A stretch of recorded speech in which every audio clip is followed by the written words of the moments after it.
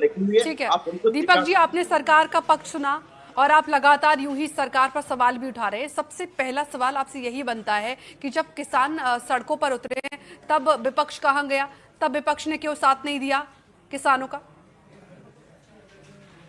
देखिए, सबसे पहले तो बहुत बहुत धन्यवाद आपका हमारे इस चैनल का, जिन्होंने किसानों के इस बहुत ही बड़े महत्वपूर्ण मुद्दे पर आपने हमें बोलने का अवसर दिया, मंच दिया। क्योंकि मैं समझता हूं मंदसौर, मध्य प्रदेश के अंदर मंदसौर जिला जो है वो एक ऐसा जिला है जो क्रांतिकारी जिला है। यहाँ पर किसानों की आवाज अगर गूंजती है तो पूरे देश में गूंजती है।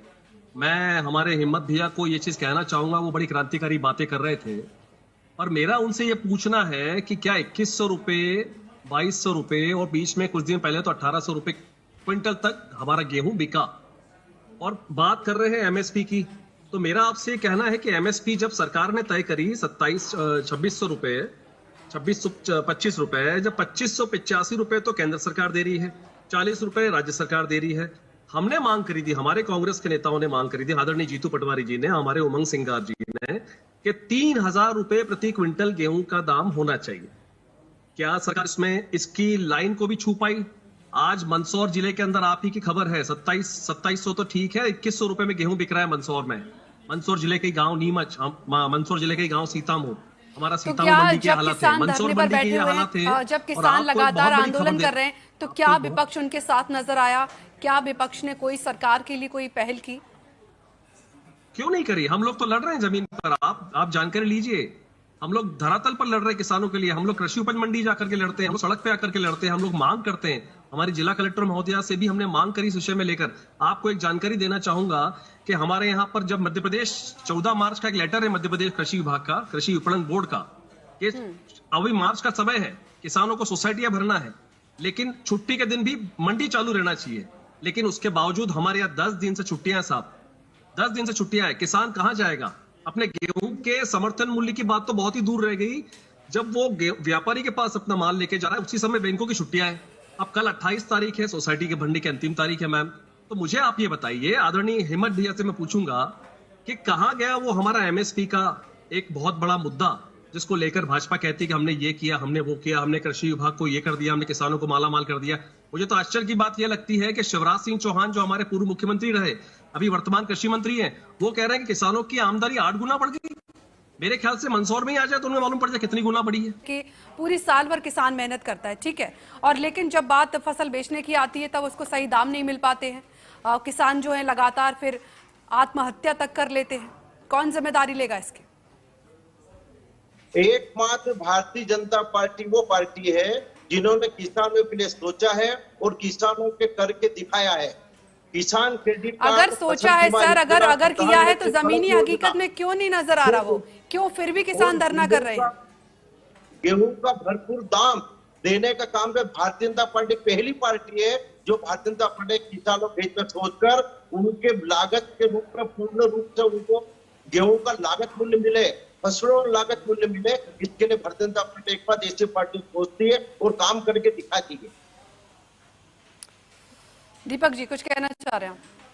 जी, मैं निवेदन ये करना चाह रहा हूं कि मैं आपको बताना चाहूंगा कि हमारा मंदसौर जिला जो है वो बहुत बड़ा भारतीय जनता पार्टी का गढ़ माना जाता है। मैंने सुना है यहाँ की राजनीति भारतीय जनता पार्टी के लोगों की बड़ी सुनी जाती है ऊपर। हमारे यहाँ पर लोकसभा सांसद है, सांसद सुधीर गुप्ता, हमारे यहाँ राज्यसभा सांसद है, किसान नेता कहे जाते हैं बंसीलाल गुर्जर, हमारे यहाँ पर उप मुख्यमंत्री हैं जगदीश देवड़ा।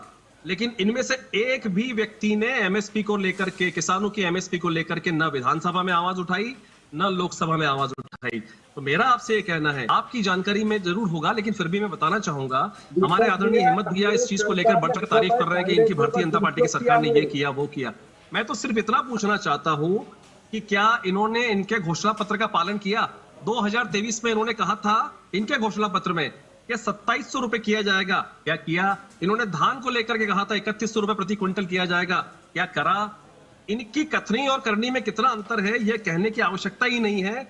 और सबसे बड़ी बात, मैं एक लाइन और मैं बोलना चाहूंगा इससे आती इस मुद्दे पर कि किसान इस समय थोड़ी कौड़ी के लिए मोहताज हो रहा है। हमारे यहाँ पर शादियों का सीजन है, शादी सम्मेलन का सीजन है और किसान अपने बोरियों के ढेर लेकर के, गेहूं के ढेर लेकर के मंडी में पड़ा हुआ है, मंडियां बंद है। कैबिनेट के अंदर हमने तय किया है कि किसान हमारी पहली प्राथमिकता है, आज देश के अंदर किसानों की अगर पूछने वाली एकमात्र पार्टी अगर है, पहली तो प्राथमिकता है भारतीय तो भी जनता धरने पर बैठे हैं भारतीय किसान, जनता क्या पार्टी। कमी आ रही, क्या दिक्कत है जो किसानों की मांगे नहीं सुनी जा रही है?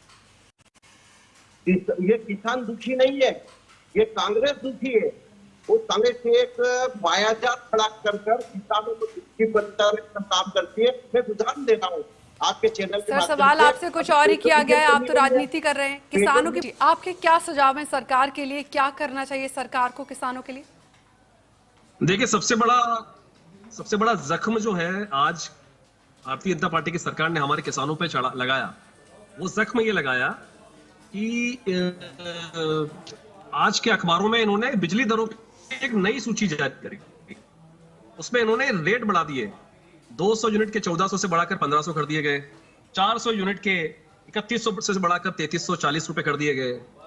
ये हालत है हमारे ग्रामीण क्षेत्र के किसान भाइयों की। आपने हर तरीके से उनको लूटा, आपने खाद की कालाबाजारी होने दी, आपने बिजली के दाम बढ़ाए, आपने खाद की कमी उजागर कर दी, आपने किसानों को लाइन में लगाया, आपने कई किसानों के साथ ऐसा किया कि उन्हें हथकड़ी लगा करके जेल भिजवाया गया। अभी हालत यह है कि मैं जानता हूं और मैं ये कहना भी चाहूंगा आपके चैनल के माध्यम से कि इस समय पूरे देश का किसान बहुत भुखमरी की हालत में है। हालत यह है कि हमारे मंदसौर जिले के किसानों को केवल विद्युत बिल की राशि न जमा करने पर जेल भेजा जा रहा है, हथकड़ी लगाई जा रही है। हमारे आदरणीय प्रकाश जी जो आपके संवाददाता हैं, इस बात को भली भांति जानते हैं। आश्चर्य की बात तो यह है कि एक नया खबर आज स्मार्ट मीटर को लेकर के भी है कि अब दिन में और रात में जो बिजली आएगी उसके हिसाब से खर्चा जिया जाएगा। अगर आपने दिन में बिजली चलाई सस्ती बिजली मिलेगी, रात में बिजली चलाई तो महंगी बिजली मिलेगी। यह हास्यास्पद है। बहुत आश्चर्य की बात है कि किसानों का कौन सा भला कर रही है अन्नदाता कहने वाली सरकार, और एक तरफ हमारे यहाँ पर पूर्व मुख्यमंत्री कहते हैं कि 8 गुना बड़ी किसानों की लागत, किसानों को 8 गुना फायदा मिल रहा है, किसान 8 गुना लाभ कमा रहा है। कैसे कमा रहा है 8 गुना? तो विपक्ष क्या कर रहा है फिर किसानों के लिए? विपक्ष क्या कर रहा है किसानों के लिए? देखिए, विपक्ष ने हमेशा हर मुद्दे की आवाज को राष्ट्रीय स्तर तक उठाया है। आदरणीय राहुल जी के तक नेतृत्व में हमने उठाया है। जो हमारे एलओपी हैं मध्य प्रदेश में, हमारे आदरणीय जीतू पटवारी जी ने इस बात को लेकर उठाया है। वो धान का, गेहूं का कट्टा लेकर के, सोयाबीन का कट्टा लेकर के जब वो पहुंचे थे कृषि मंत्री के घर पे, तब उनको गेट पर ही रोक दिया गया। क्यों रोक दिया गया? उनसे बात करनी चाहिए थी, न कि उनको ये कहना चाहिए था कि नौटंकी कर रहे हो। तो नौटंकी कैसी बात करी? जब किसानों की बात करने की बात आती है तो हम नौटंकी कर रहे हैं, और जब आप नौटंकी करते हो तो वो उसको आप उचित ठहराते हो। तो मेरा यही कहना है, हमारे आदरणीय हमारे एलओपी उमंग सिंगार जी ने ये बात कही, विधानसभा में कही कि किसानों को लेकर के जब भी कोई बात करी जाती है तो भारतीय जनता पार्टी के मुख्यमंत्री, नेताओं और बाकी सांसदों को साफ सूंघ जाता है, बोलती बंद हो जाती है।